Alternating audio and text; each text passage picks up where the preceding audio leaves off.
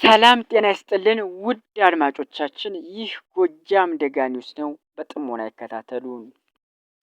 ሰሞኑን የባህር ዳር ፖለቲከኞች ከአዳማ ፖለቲከኞች ጋር ያልተግባቡበትን የአዲስ አበባን ታሪክ እንቃኘዋለን። አዲስ አበባ በ15ኛው እና በ16ኛው መቶ ክፍለ ዘመን ምን አይነት ታሪካዊ አመሰራረት ወይም ከከተማዋ ጋር የተያያዘ ምን አይነት ግንኙነት ሊኖር ይችላል የሚለውን ካነበብነው እናካፍላችኋለን። በጥሞና ይከታተሉን። እስከ 16ኛው መቶ ክፍለ ዘመን ድረስ በረራ የምትባል ከተማ የአፄ ልብነ ድንግል ዋና መናገሻቸው እንደነበረች ይነገራል። ጣሊያናዊው የካርታ ባለሙያ ፓራማውሮ በ1442 ዓመተ ምህረት ይቺ ከተማ በዝቋላ ተራራ እና በመናገሻ መካከል እንደምትገኝ በካርታው ላይ አስቀምጧታል።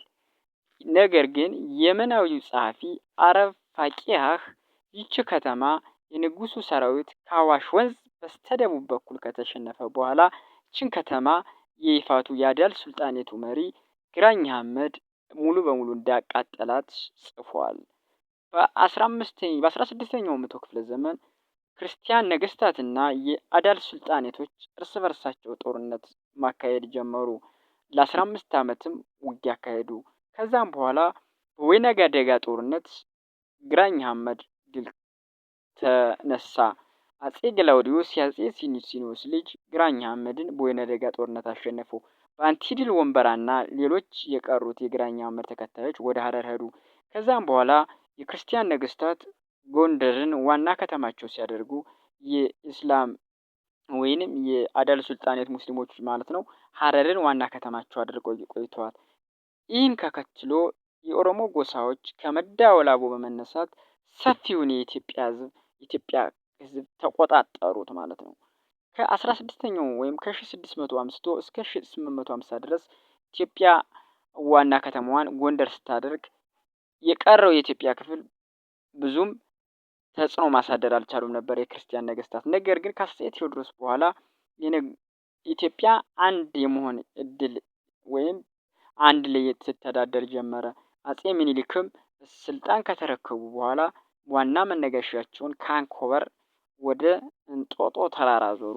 እቴጌ ጣይቱና የሸዋ መኳንንት መታጠብ ይወዱ ስለነበር ከእንጦጦ ተራራ ግርጌ በሚገኘው ረባዳማ ቦታ ላይ ፍል ውሃ አካባቢ እየታጠቡ ደስ ይላቸው ጀመር። ከዛም በኋላ ከተራራው ወርደው እዛ አካባቢ ላይ ሰፈራ ሰፈሩ።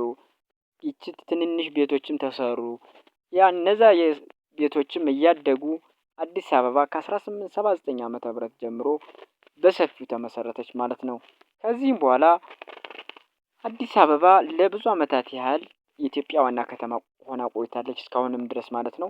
እስከ 1983 ዓመተ ምህረት ድረስ ኢትዮጵያ በክፍለ ሀገር ደረጃ ትተዳደር ስለነበረ ብዙም ከተማዋ የይገባኛል ጥያቄ አይደረግባትም ነበር።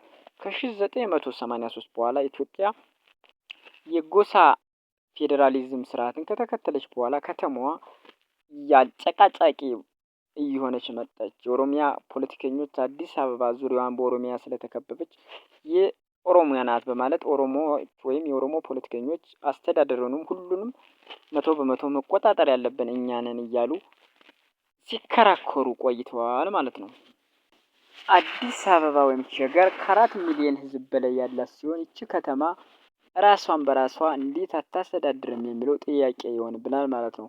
4 ሚሊዮን ህዝብ ማለት ሰፊ ህዝብ ነው ማለት ነው። ከጅቡቲ ህዝብ ይበልጣል። ከአንድ ሀገር ወይም በቃ የአንድ ሀገር ሉዓላዊት የሆነች ሀገር ህዝብ ያክላል። ይህ ህዝብ ራሱን በራሱ እንዴት እንደማያስተዳድር ያጠያይቃል ማለት ነው። አድማጮቻችን ሰብስክራይብ ላይክ አድርጉ። እናመሰግናለን።